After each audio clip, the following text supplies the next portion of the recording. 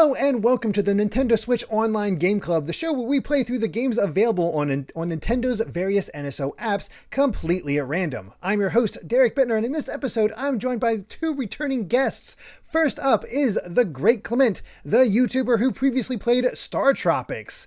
How you doing, Clement? I'm good. I cleaned the bananas out of my ears and now I'm ready to go. Sounds good. And SomeCallMeJohnny, back for more after playing Kirby's Dream Land 2. How you doing, Johnny? How dare you? No, I am doing just fine. Thank you very much for inviting me. I'm hoping we get something that's a little more up my alley this time. Although, still. We'll see what happens. We'll see what happens. I'm not sure. I don't know what you'll think about this game, but as you're both likely aware, there are now over 200 games across the NSO, and while some are widely known like Super Mario Bros. And Zelda, there are some odd picks that could be considered hidden gems. We honestly don't know. So what we'll be doing is entering all those games into a randomizer, picking one, and then giving our initial thoughts. And this week, the Wheel of Games has chosen Panel de Pon for the Super Nintendo. And if you missed the ending of the last episode, Clement, you're a bit excited for this. It's my favorite puzzle series ever of all time. It's the one thing I keep watching Nintendo Directs for, to be like, come on, Nintendo, release the new installment. Come on, let's bring it back. We haven't had something since the DS days. Well, actually, no, we've had something in the 3DS days because Animal Crossing had a Puzzle League bonus mode for New Leaf if you handed in this one particular prize from the shop, but, regardless. Yeah, that's not obscure. I love this series. The whole series is practically obscure at this point because, Panel de Pon, you probably might have already played it, someone watching this video, because it's also the same exact system that's in Tetris Attack for the Super Nintendo. It's the same puzzle game that's in Pokemon Puzzle League for the Nintendo 64 and Pokemon Puzzle Challenge for Game Boy Color. And there's been a GBA version and a DS version, and that's about it. It pretty much stopped happening around 2006, 2005 or so. I believe the last and since then we've game just been was doing nothing. Japanese only compilation of Dr. Mario Puzzle, Panel de Pon, and what was the third game in that set? Yeah, I forget the third game in that set, but yeah. And apparently that's a full-on sequel, for Panel de Pon on the GameCube. So, okay, sure. Yeah, they updated all the sprites and they made a completely new story and endings and stuff, and we never got it in the West, which is so disappointing. It is really sad. But Johnny, what's your familiarity with Panel de Pon or Puzzle League? If I'm not mistaken, I think the flower rod item in Smash Brothers that leaves a flower on a character's head that saps damage is from Panel de Pon. Yep. So that's it. That's it.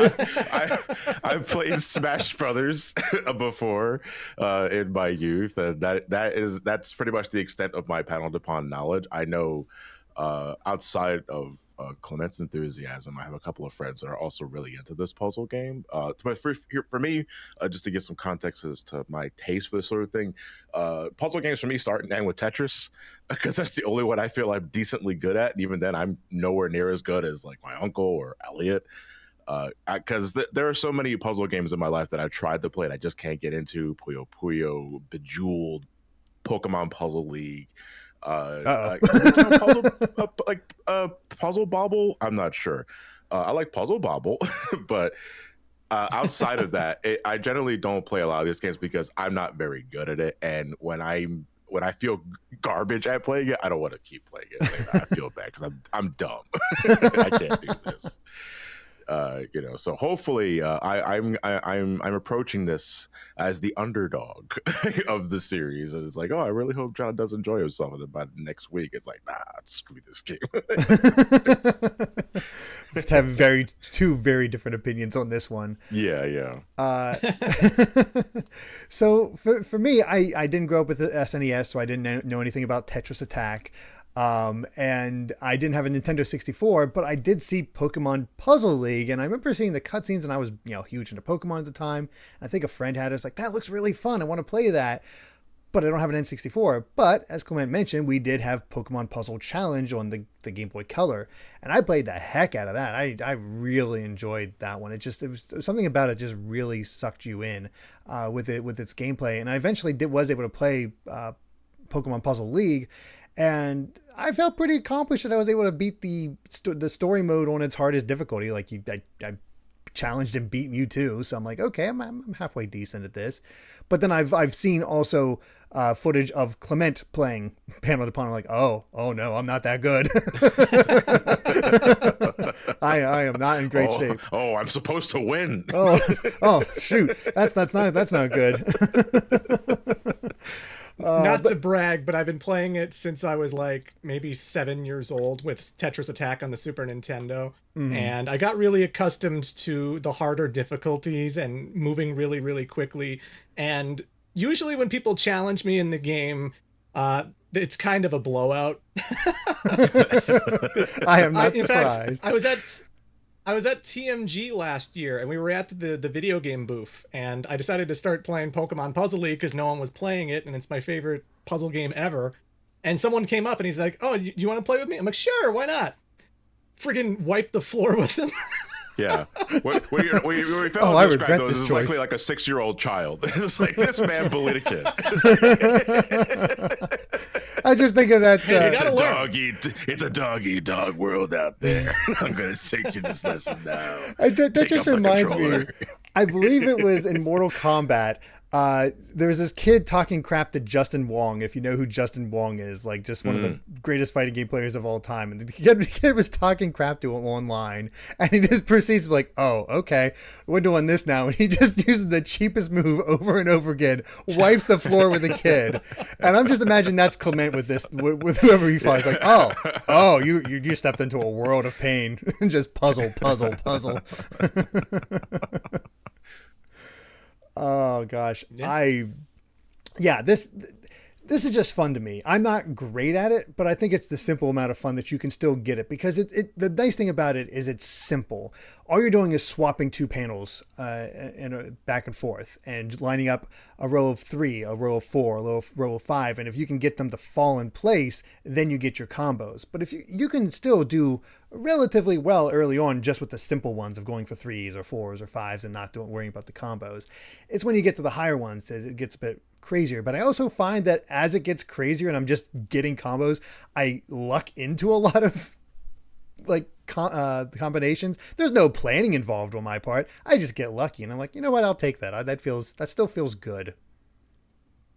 That's the thing with those kind of games is like when you're heading into other puzzle games that are more combo oriented than anything. Because the thing I always like about Tetris, because Tetris is very direct. It's like once you like fill up a line, that's it. It's gone. That is about as direct as you can get. And the element of being good at that game is building up a set of lines for you to complete one after another. Where in games, I assume like Panel de Pon and Puyo Puyo, you are setting up combos in advance. And I can't think that far ahead, folks. Like I see what's directly in front of me. And if I happen to luck into chains when things start disappearing, then yeah, cool. Like that, I'm excited to see that happen. But also I had nothing to do with that because I wasn't thinking that far ahead. I can't my brain tends to stop at like 2 or 3 combos at once, and after that you might as well be asking me to solve like advanced calculus at that. Well, that's me. I can't play this anymore. That's me with Puyo Puyo, because Puyo Puyo is Tetris, but also you're setting up your own combos, and I like you I can't think that far ahead. At least all the blocks are there with Tetris Attack or Panel de Pon or whatever you want to call it, and you don't have to worry about the setup as much. You're just moving things to get in the right position rather than, okay, I need to put this thing here and then this thing here and then that. Okay, I got this one. This will fall after I get rid of this one and set up that combo. And, previous guest, Kara, who joined Clement last time, she's all about Puyo Puyo. And I don't know how she does it. No. And it's like the pressure of Puyo Puyo. Like, I hate when you're in a versus match and someone else does a combo and they drop these things on all the things you've been setting up, and now your whole game plan is completely ruined. You don't have a plan anymore. Like, that's why I like Tetris Attack. Tetris Attack, you do get things dropped on top of you. That does happen, but because it's so easy to navigate the items and just like switch them up and just drag them wherever you want them to go, it never really gets in the way of like things you're planning, or it never gets in the way of like, you see how it's going to work out, so you commit to it. And the faster you are, the easier and it becomes, because you just drop more garbage on the opponents, and it's just a very fast, like, I actually compare Panel de Pon Puzzle League to like a fighting game almost. Like, if you're in a really heated versus match, everybody's moving like super, super quick, just trying to eliminate everything they can. So yeah, the nice thing about those blocks is that all you have to do to get rid of them, kinda, because they're solid at first, you just need one combo next to them. It could be a 3-star one, and bam, they're all regular blocks, but now you have more blocks, but you can manipulate those and try to make them work for you. So yeah, I've not played through the entirety of Panel de Pon. I just played a little bit of it when it first hit the NSO, but I'm looking forward to checking out this original, because like I said, I've never played Tetris Attack, and we don't have Tetris Attack on here. It's just Panel de Pon, but we do have Pokemon Puzzle League. I imagine that's because I was just saying real quick, I feel so validated looking at your patrons over at the Discord saying that they're terrible at these kind of games. Like, finally, people I can relate to. Give me a hug, guys. Got talking to these two numbskulls and like, oh my god, let's be idiots together. I'm not even saying I'm good, but I'm. What were you about to say though, Clement? I was just saying, like, the reason we probably got Panel de Pon and not Tetris Attack is because the game was called Tetris, and it used the Tetris brand for some reason. And it's so confusing, because when you look at the box art of Tetris Attack, it's just a bunch of blocks. Like, it's just a bunch of angry-looking blocks, and you just think, okay, it's a puzzle game. But, like, they completely hide the fact that it's a Yoshi's Island-themed game, and that Yoshi and Bowser and all these Mario characters are in the game. But you wouldn't know that looking at the box art, because it's just Tetris blocks. That's crazy. So I don't know. Considering my last game was Mario Super Picross, there is so little Mario in that game, and yet they're like, here's Mario, but in Tetris Attack, it's like there's like tons of Mario all over the place, but they don't tell you that. It's like, what are you doing? But I guess Tetris brand name recognition, that's all you need. I guess at that point, it's like, oh, Yoshi, here he is, but I don't know. Well, do we have any other thoughts before we jump into playing Panel de Pon for the week? I just hope that I enjoy myself, because again, this is I'm heading into uncharted territory for this one. This is completely different from the last time I was here. I have no idea what I'm getting into, so here's hoping. Those are my favorites. That's when I like to just like see what we can get into, like see what you can discover. Then you get a phone call 3 a.m, like, Derrick, you piece of. You know, that did happen to me with FTA last week, so I'm used to it. Clement. I already know I love it, so I'm mostly going to be gushing about how much I love it. But I'll say that this game is Japanese because, again, this game was released in Japan, and Panel de Pon was never really localized. Or there's a fan translation you can find on an emulator site, but so you're going to be navigating the menus, wondering like, what is this? Is this time attack? Is this puzzle mode? Is this versus? What am I in? What's the story? What's up with the fairies? I don't know. Yeah. What are the fairies saying? I don't know. It doesn't matter. So, you know, just let the visuals work for you, and that's all you need. Yeah, sounds good. But yeah, well, we'll be back for all of you very soon with our thoughts on Panel de Pon for the Super Nintendo. Until then.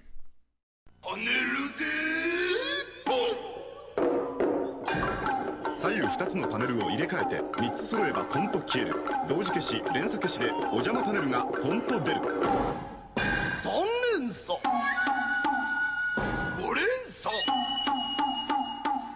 対戦プレイで熱くなるアクションパズルゲームスーパーファミコンソフトパネルでポン新発売パネルで And we're back after a week of playing Panel de Pon for the Super Nintendo, and I can probably guess what Clement thought, but let's actually start with you, Johnny. Did you enjoy yourself with some Panel de Pon? I got bullied by Thanatos. Like, after, because I did single player up until, so the farthest, I didn't finish the game, for the record, which shouldn't be any shocking if you know anything about my player preferences. I got as far as 4-2 before the game just became too fast for me, for my pea brain to handle chains and skill chains and all that sort of thing. But there's a specific moment, I think it's right after you complete World 3, where I'm guessing the main villain of the game, Thanatos, shows up and shows you just what expert play looks like in Panel de Pon. I was like, I'm not good at this game. Like I know they're supposed. I got a feeling like it's supposed to demonstrate, like you're supposed to lose that game.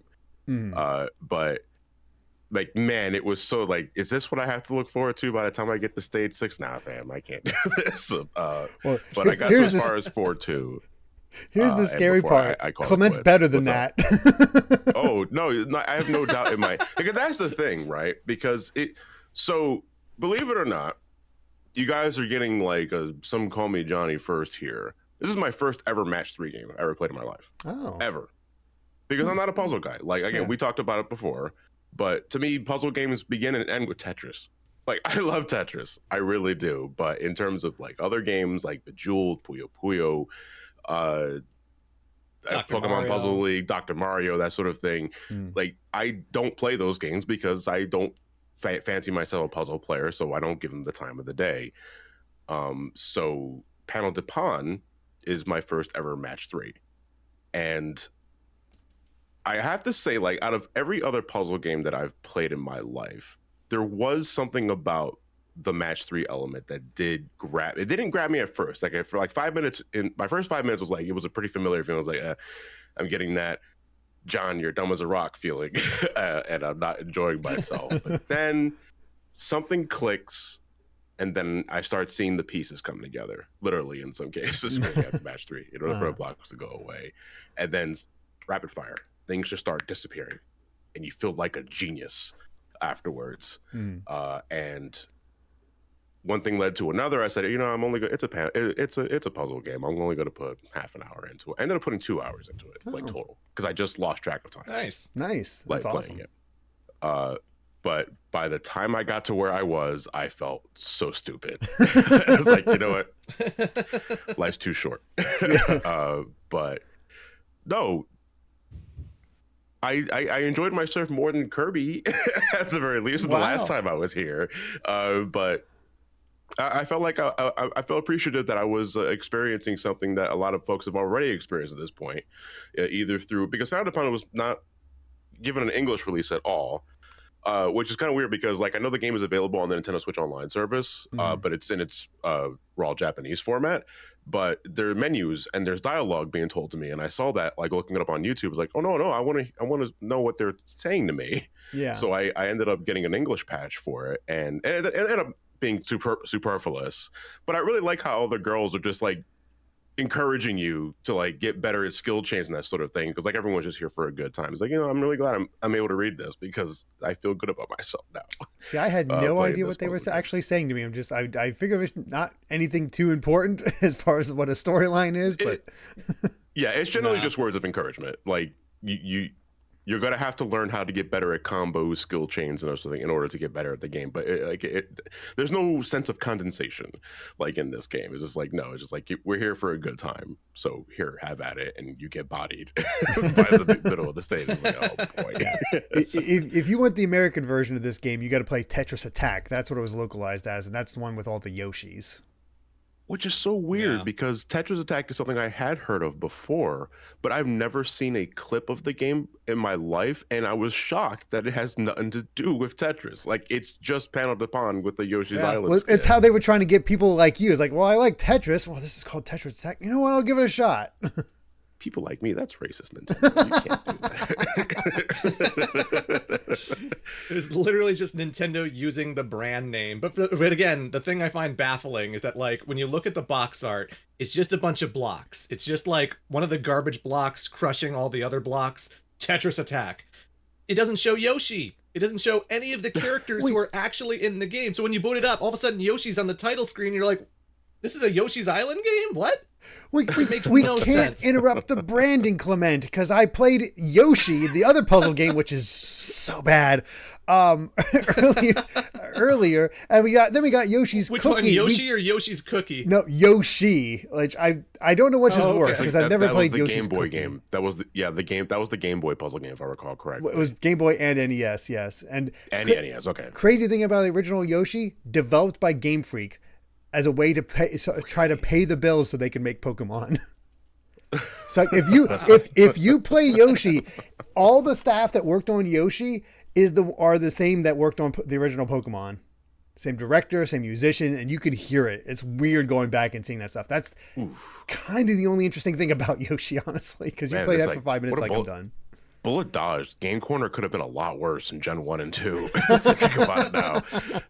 Thank God it's amazing got they better didn't about remake Yoshi with Pokemon sprites or whatever. Yeah. Weirdly enough, yeah. I mean, because there is the whole thing about hatching eggs in Pokemon, so, weird. It was too on the nose. Yeah, I guess so. Anyway, Clement, obviously you are a huge fan. Do you continue to be a huge fan? I guess the better question is, where do you rank the original Panel de Pon in relation to the other Panel de Pon games that came out afterwards? Well, I guess it's really hard because like there's not a lot of difference between all of the different versions. Like when Pokemon Puzzle League came out on the Nintendo 64, it's basically the same thing. It has line clear, it has the puzzle mode, it has versus. It's the only thing they added was 3D mode, where you're in this cylinder and you can rotate all of the blocks and go through the tube in order to find like more and more things that you have to destroy. And when they had it on GBA, when they had it on DS, they added like quality of life features where like they could help slow down the blocks and help the timer go longer and stuff like that. But otherwise, it's basically the same across the board. Every single version feels identical. It's really just like what I guess your preferred theme is. Do you like Yoshi's Island? Do you like Pokemon? Do you like it to be bland and nothing for the DS? It's really just, they're all the same game when it comes down to it. But I guess Panel de Pon, at least it has an original aspect to it with all the fairy characters and I'd like to see them actually bring this to the West, like besides Nintendo Switch Online, like actually localize it and make a new one and introduce Lip to the audience, because there's a lot of things from Smash Brothers that are part of this franchise, like Lipstick. That is the main character of Panel de Pon's item. That's her wand that she uses for magic. When Kirby does his down B attack to like turn into something heavy and drop onto somebody, sometimes he turns into a garbage block from Panel de Pon. Like that's from this game. That's what that is. And, okay. Yeah, the main theme from this game is in Smash Brothers, obviously. Yeah.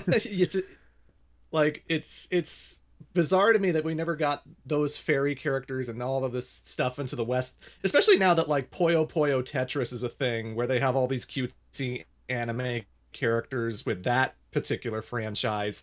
And once that game did really successfully, I'm like, well, Nintendo, this works. Why don't we do Panel de Pon again? Come on. The other thing was like, we got Tetris 99. Boy, should be nice to have a Panel de Pon 99 or or let's get trippy with this. How about a Tetris Attack Effect or Tetris Effect Attacked or whatever you want to call it? Just Panel de Pon with Tetris Effect graphics, and that'd be something else. If Panel de Pon 99 happens, I'm never gonna play any other video game for the rest of my life. He just disappears. Like, where'd he go? Sorry, I'm retiring from YouTube. I have to keep playing this game. I have to be the greatest. There's going to be a 9-hour The Insane Lore of Panel de Pon video. It's like, oh, that's where he was. Oh, okay.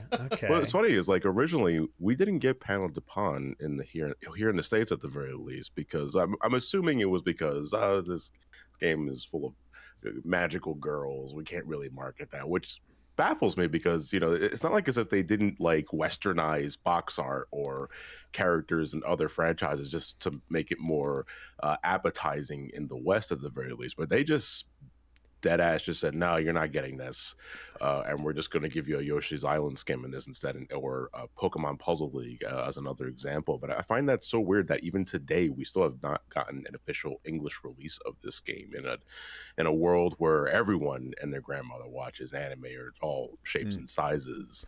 I mean, and I showed the character designs to Amy, and she's like, yeah. Oh, that's adorable. Like that was like this is my aesthetic. Yeah. Like I think if they tried again with Lip and all the other fairies, I feel like it has a chance to really catch on.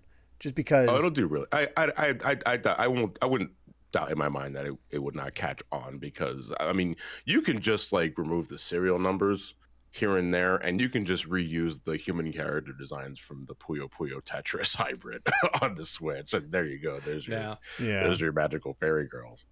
That's also true. So yeah, I my first experience with Panel de Pon was through Pokemon Puzzle. Oh god, the Game Boy one. That was also Pokemon. It came Puzzle out Challenge. Challenge. That's it.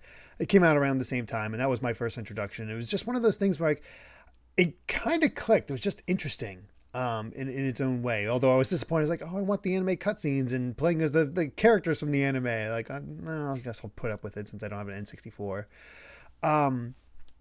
But as I played through it, I just really started to click with me and to become kind of my second favorite puzzle game after Tetris. Because for me, Panel de Pon is at its best when you kind of reach this state, and it's hard to reach that state, especially early on. And it's this point where you're almost about to lose, but you're also just getting connection after connection after connection, getting like, here's 3, here's 4, here's 3, here's 4, here's another 5. This just drops down because I happen to do all this stuff. And it starts just piling on and feels really, really satisfying. And you get a little bit of that in the single player modes where it's like, here's, you have an endless one that you can go and just go for points. You have a one that's, you have to clear enough that you reach a certain line. Those are some of the modes. Then you have the one that Johnny played where you're, same sort of idea. I think there is you're trying to get, I forget exactly what your goal was in those, but yeah, I fought Thanatos as well. And I actually used the rewind a lot because I was curious, because I figured you had to lose because it was just too much of a boost. It's like, do you get anything for actually beating this guy? And I had to rewind a lot in order to actually make that happen. No, you get nothing. Which made me think, like, you're meant to lose that battle. Yeah, you get nothing for beating him. Of course not. Bragging rights. The only time you got something for that was Pokemon Puzzle League, because in the line clear for that particular version, the mid boss is not Jesse and James, but it's Butch and Cassidy, the other Team Rocket members. Oh, nice. And this is your only chance to fight them. They don't show up again at the end. So like, if you beat them, you get a special animated cutscene of them getting locked up by the police and being driven away. And that's the only thing you get. The canonical ending of Butch and Cassidy is tied behind a impossibly hard challenge in Pokemon Puzzle. Yeah. That's amazing. And the other thing that you can do is, I don't know if you saw this, but there is a kind of training mode where it's a puzzle where they only have a few blocks and are like, okay, clear this set with 1 move or 2 moves. And it sort of teaches you how to make the lines work, all the different combinations, how you can sort of look for that within the actual puzzles themselves. But I really do think the meat of the game is it's weird. It's 1 player versus where you're actually going against the other fairies. And that's the simulation of what the 2-player, the multiplayer mode is. And that's when you're like really hitting that state where you're constantly getting combinations and sending junk blocks over to them. And there's a new special block where it makes this steel set that won't clear out all of the blocks. It just clears out that set, and it sort of segments it a little bit, making it even more challenging. And that's when I found myself reaching this point where it's like, just clear up, drain down, got these other multiplayers where you set that up so the stuff drops down. And that's when Panel de Pon feels its best to me. For sure. And that's where the highest difficulty is, because, like, not to downplay John and your struggles with the line clear. But line clear, at least there's no garbage dropping on top of you. It is just like it raises higher and higher and higher, and then faster and faster and faster.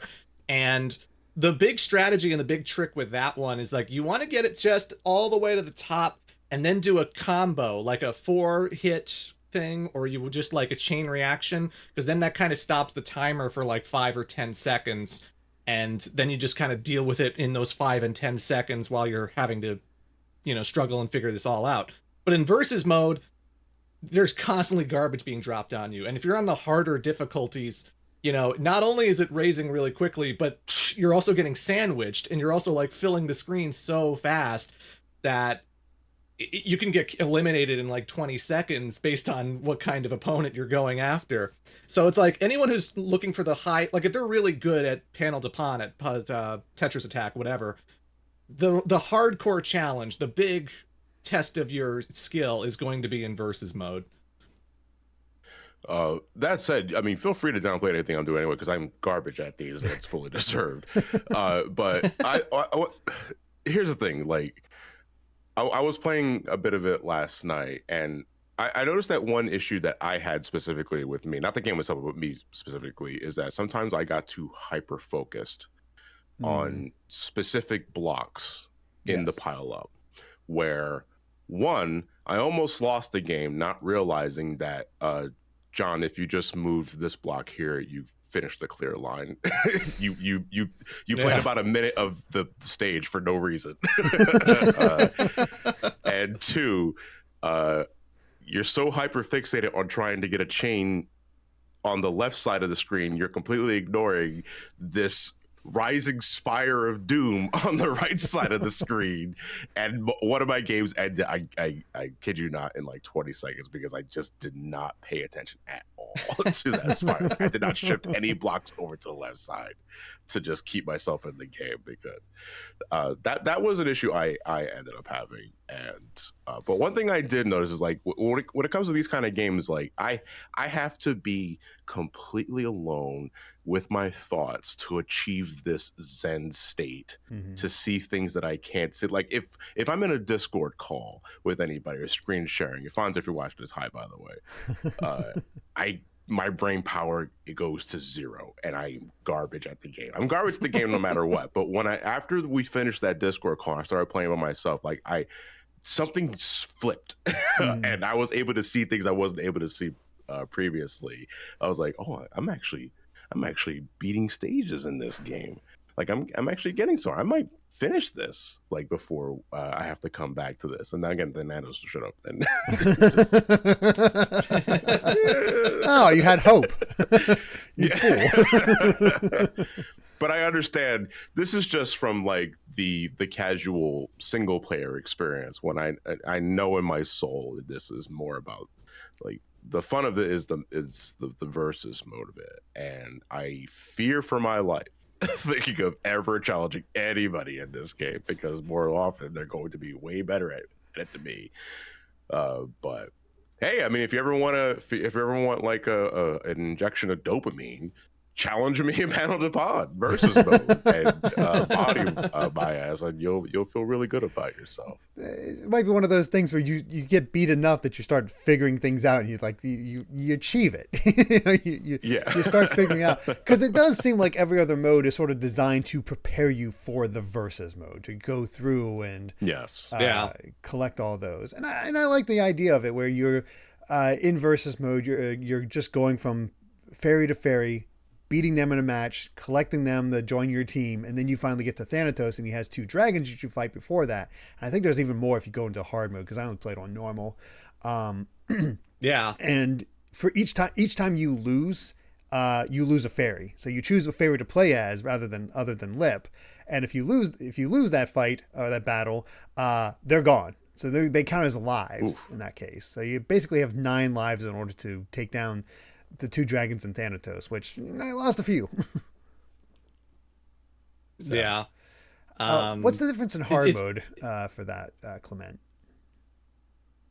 Other than the difficulty, like if you try and beat the game on easy, you get to like a certain point of the story mode, and then it goes, okay, if you want to see the rest of the story, play on normal.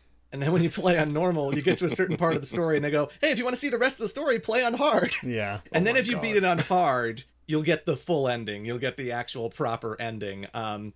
Future games would add even harder challenges where, like, Pokemon Puzzle League, if you beat it on hard, you got the trophy. You're the Pokemon Puzzle League champion. Yay, you did it. But if you beat it on very hard, Mewtwo will show up to challenge you. I remember that. Which doesn't happen in regular hard mode. So, like, they would keep adding more and more challenges depending on the higher difficulties you go on. But yeah, it's really just a matter of difficulty and extra plot and that's I was kind of hoping there would be like some sort of weird loop. It's like, if you're playing on easy, you want to see the rest, play on normal. If you want to see the rest, you got to play on hard. But you get to like the point in hard, like, you want to see the rest, play on easy. Huh? What? What's going on here? Wait a second. You need to beat easy in this amount of time in order to get the true ending. Oh, goodness. And as far as I know, Line Clear doesn't have any hard mode. It's just the one difficulty, and the puzzle mode is just the one difficulty. So, and puzzle gets pretty bad when you start getting to like World 4 onwards, where it's like they're telling you to make 3 moves, and you're just looking at a big jumble of blocks, and you're just like, how do I clear all of this in 3 moves? What the hell? This doesn't make any sense. Yeah. Oh, I knew that. Then when you look it up online, you're like, oh. Duh. Of course. Of course. This Okay, makes complete sense. I'm really impressed with whoever came up with this system. The fact that you use one button. All you do is swap blocks back and forth, and you're controlling 2 at a time. And somehow there's all this depth that you can really create out of it, and how you set up things, and just it's an amazing example of simplicity. Just, not meaning that a game is simple. Well, one thing I ended up really deeply appreciating is as minute as it is that I really like that you can just shift blocks left and right. Like, it's not even a matter of just swapping between the ones that are adjacent to each other. You can also just push blocks left and right to fill gaps or to help you set up chains for something later down the road, because that saved my ass a lot. Playing this, like in any other puzzle game, it was like, no, you're hard committed to this stack right here, and you got to work around that to make it go away. But in this kind of game, no, like if you want to, you can just essentially collapse these stacks by moving things left or right. And there was something I really I did appreciate that. Now, granted, I kind of wish there was a way that I can just like click and drag instead of having to like move it, because like it's on a grid system, so you have to like move the cursor in a very rigid pattern. But still, the fact that I can do it at all was something I found like really, really cathartic to use, because like, okay, so the game's not over yet. I'm still in this. I still have a chance. Until the speed just became too much for me. I guess at the end of the day, is like, just from my single player experience, the thing that ended up just making me stumble the most, it's just the speed of the game just became too much. And I don't remember what my speed level was at before I stopped playing the game, but I'm assuming it gets at least 3 times as fast as that in like the high. Definitely. I think oh my god! By the end of the mode you were playing, it's around speed 48, 50, somewhere around there.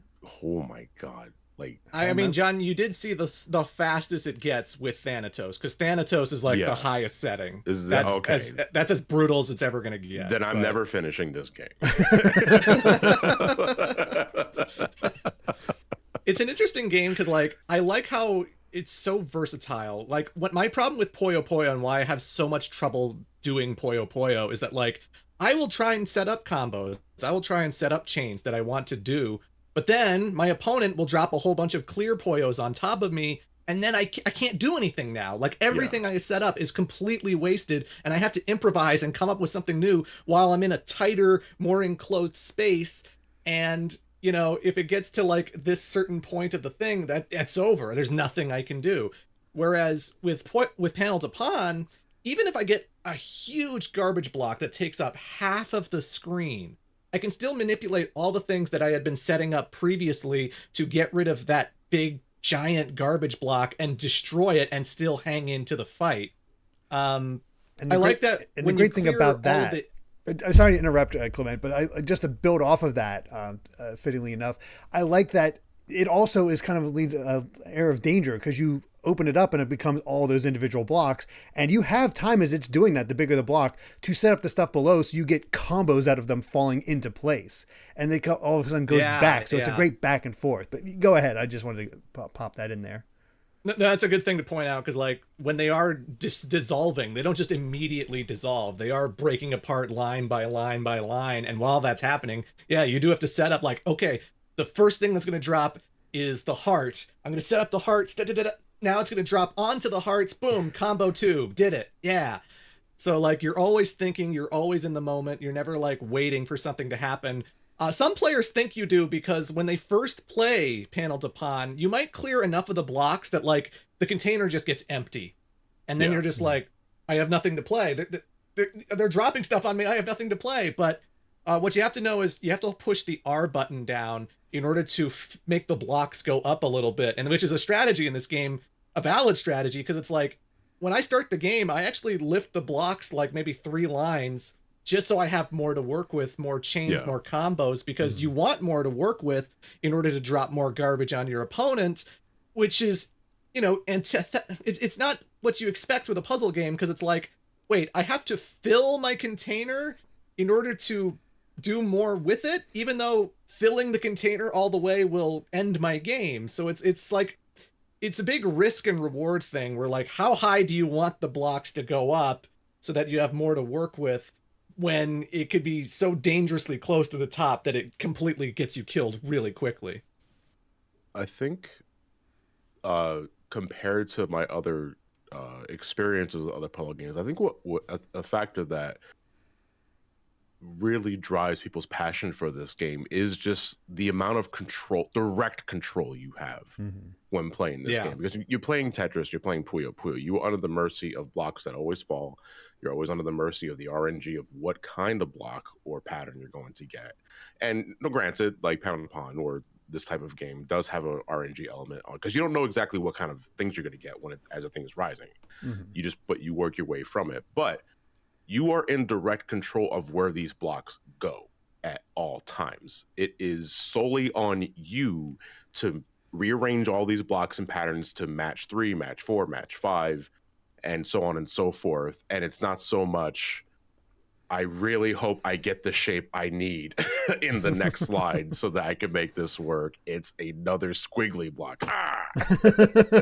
Like, I can't do anything with this, you know, but there is a degree more control in Panel de Pon that you get that I feel really makes folks feel more in control of what they're doing, and it makes them feel because like, I did that. You know, I set up that chain. I set up those combos because I have that kind of control in this game. Yeah. I couldn't help but think as I was playing this, because I recently got to try out Tetris Effect Connected for the first time, which is the multiplayer that was added into the Tetris Effect game. And one of the things they have there is a 3-on-1 mode where the one player is basically playing normally, but they're just sending junk to the entirety of the other 3 players, and the other 3 players are trying to build up their stuff, their own sections. But occasionally, if they build up enough points, they all come together, so it's just one giant screen, and they take their turns placing the blocks. And the idea is to try to get as long of a Tetris as possible, just to get just fill it up as much as possible within the time limit that you have, and then send all that junk back to the one player. And I'm thinking of, like, man, that would work really well with Panel de Pon as well. Having everybody move the blocks around, getting all these connections, having things drop in, having all this stuff drop. I feel like there's a lot of you can do thanks to new modern ideas with with Tetris and just other puzzle games that would be really interesting to see. Basically, I'm saying we need a new Panel de Pon game. Yeah. yes, we do. I mean, if you want to, I mean, you can always play something like Honey Pop. You know, if you want your match 3 to have sex and casual racism. You know, you sold me. Dude, there's casual racism. Yeah. Casual racism. Like, wait, what is he sold on? You mean rather than a mermaid and a fire fairy and the Sailor Moon fairy that does the traditional Japanese screech laugh, I could have this, these other things. Oh man, sell me. Yeah, it's funny how you do not see this too often, yet Puyo Puyo got this resurgence, and I don't know how. It's strange. Like the newest thing they've done with Puzzle League lately is when Animal Crossing New Leaf on the 3DS expanded its library. So like they would give you fortune cookies in Nook's shop. One of the fortune cookies gave you a Puzzle League mode, and you could play Puzzle League in Animal Crossing New Leaf, and that's the newest thing we've gotten. And I don't know, it's crazy to me because we've never had a real online multiplayer aspect to these games, you know? Like Pokemon Puzzle League was on the N64, Tetris Attack, the Super Nintendo, and it would be so fun to have these competitive online multiplayer matches, maybe not just one-on-one, but like 4-player multiplayer, because Dr. Mario 64 had 4 players going on at the same time. They never did that with Pokemon, or they never did it with Puzzle League, rather. It's always just been one-on-one, and I would love to see like Puzzle League with 4 players, 6 players, 8 players, 99 players. Let's do 99. Come on. I'm actually looking this up because I think, if I remember correctly, Puzzle League on the GameCube, that was part of that puzzle collection along with Yoshi's Cookie and Dr. Mario. Oh yeah, it might have had a 4-player mode. Yeah. But it never came to the West, so we'll never know. Yeah. I don't know if it got a 4-player mode, but I feel like it did. At least it should have. I don't know. Are we just too stupid to appreciate Panel de Pon? I mean, we probably are. We might be. I don't know. I just it's a thing that Nintendo could fill, you know? I just feel like it doesn't seem like it'd be that expensive of a game to make. It feels like it would be a game that, you know, we got our Dr. Mario. That's it. What other puzzle games can we add besides Dr. Mario that people might want to experience? You know, you got this Puzzle League thing here, Nintendo. You can do Puzzle League and release it in modern day 2024, and you'd be surprised how successful it'll probably be and how many people are going to just absolutely love it. Like, I don't know, but... Especially on the Switch. Like, you got nothing to lose by making like that it can't be that expensive. You put some sort of Nintendo aesthetic on top of it, plays the same, add 4-player, a couple other features, bam, you're good. And hey, for old school fans, here's Lip. Lip's in there too, just for the heck of it. You can unlock her or something like that. Or super secret final boss, here's Thanatos again. Yes, I was able to confirm it. Pokemon, the Puzzle League on GameCube, that was part of that puzzle collection, Clement, had a 4-player Panel de Pon mode. Only time we ever got it. You're not inviting your friends to local multiplayer for Panel de Pon, though. I think that was what Clement was getting to earlier. Is like a game like this really benefits though from an online multiplayer like battle mode. Yeah, you know, I'm not inviting my friends to. I mean, you know, even consider who I am, but I'm not inviting my friends over for a 2-player Panel de Pon session. It was probably going to be Smash Brothers or Street Fighter. True. That sort of thing. But no, I do heavily agree. If other puzzle games can get some sort of online multiplayer mode, there's no reason why the match 3 format cannot. Because there's literally nothing to lose. It doesn't seem like it's much to make, and I believe they're sitting on the proverbial gold mine with that. Yeah, I agree, but yeah. Well, do we have anything else we want to say about Panel de Pon before giving our final verdict? It's the greatest puzzle series that's ever existed, and Nintendo are sleeping on this. I don't know why they haven't made a re-release in a while. It's incredible, and if you like this, check out Tetris Attack on the Super Nintendo, because it's basically just the English version of this, but with Yoshi. Pokemon Puzzle League on N64, Pokemon Puzzle Challenge on Game Boy Color. There was a Dr. Mario and Puzzle League GBA crossover game. Not a crossover, but just a double pack, like 2-in-1 kind of game. Oh, okay. That had no character themes. That was just like, here's the blocks. We don't have any characters for it. It's just Puzzle League. And then in the DS, they released Planet Puzzle League, which was basically that again. So... And you gotta Animal give it Crossing New Leaf. You can get Animal Crossing New Leaf. The thing is, when you have a personality to it, like with Puyo Puyo, I think it helps a lot because all of a sudden you have these characters doing animations and having some sort of fun aspect to it. So I think that helps a lot. But you might lose me very on that one because I never played Pokemon Puzzle League for myself, but even I know that Ash is going to win, depending on how well you do. That sort of thing. It's like I don't know. I can only take so much of the repetitive voice clips after a while. Well, I don't even mean voice clips. I mean like just like here's the character doing it. You're talking personality. Yeah. But. So I don't know when's the next time I'm going to be playing a game like this, like outside of something like this. But at the very least, whenever, because I do get requests, especially in the Pokemon state, where are you going to ever do Puzzle League? Because you mentioned it briefly in this one video, like 30 years ago. I was like, I don't know, because I'm not really a Puzzle League player. But now that I have experience with the progenitor, I guess, at the very least, I know that I can play it. I can last more than an hour just playing some of the more rudimentary maps. So I'm only hoping that I just get better at this at some point or another until I do versus mode with one of you guys. That I get schooled so hard that someone you rethink your life. Just take my subscribers. I don't deserve any of these. Just take it. Yeah. All right. Well, let's make this official. Would you recommend this as an NSO or tell people to stay away with an NO? Clement? NSO, of course. Absolutely. Everyone should play this. Johnny? NSO. And that should mean a lot, considering who kind of person I am.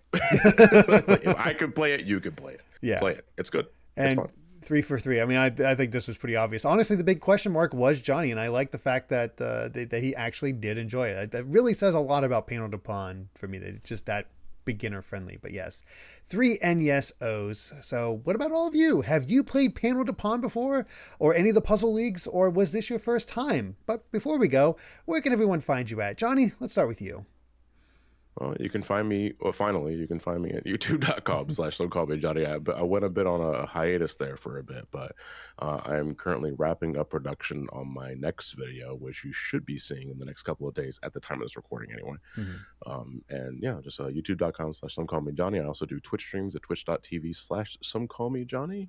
I'm currently going to collect all the gold medals in Sonic 06 and getting all the achievements as a result. Again, don't me. But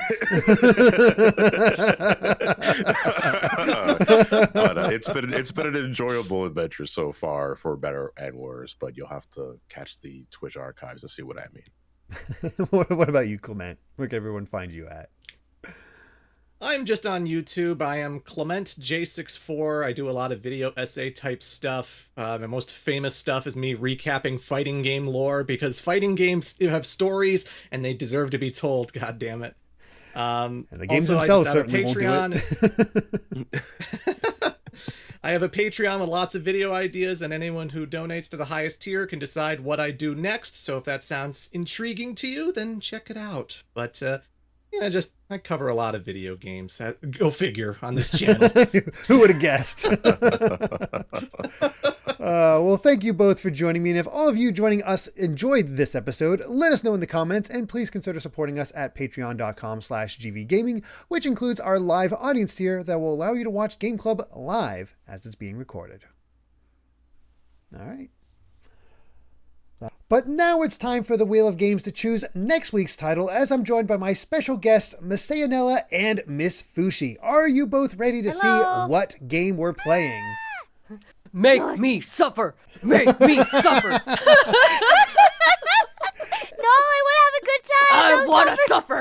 I want to suffer! Everybody else is on here is like something something good or something I've played before, so I don't have to work hard at it. No, Miss A's like, no, give me the trash. I want the trash. See, now Fushi. if it's actually trash and Fushi has somewhere to direct her anger toward, it's a service, basically. I'm gonna blame you. It's gonna be your Exactly. Honestly, it feels like the devil and angel on my shoulders right now. It's like, yes, give us the bad stuff. Do us dirty, and then Fushi's like, no, have the good stuff. And I'm like, I don't have a choice in the There matter. are two types of people. Two types of people. Oh god.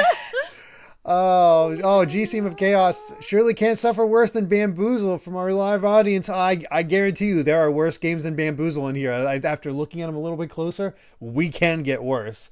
But will we get that? No. Well, let's bring up the wheel and find out. So, let's spin the wheel and see what game we're going to get. This week, we will be playing Claymates for the Super Nintendo. Wait, what? Hey! Claymates. Claymate. Claymates? Yep. I've never heard of that. I'm only vaguely aware of it. I'm Googling. I just think of it like the platformer version of what's that one called? There's like Clay Fighter. Where it's Let's like go. Oh, I This know looks Clay awesome. Fighter. Oh, I gotta Google this. I don't know if Claymates is from the same people, but I do know it's more of a platformer bit. So yeah. Oh. Oh, Interesting. Yeah. This So looks Okay, like high five. we'll get your full initial thoughts on the beginning of next episode, but for now, there you have it. We'll see you next time as we cover Claymates for the Super Nintendo. Thanks for watching, and until next time, Yeah. bye. Thank you.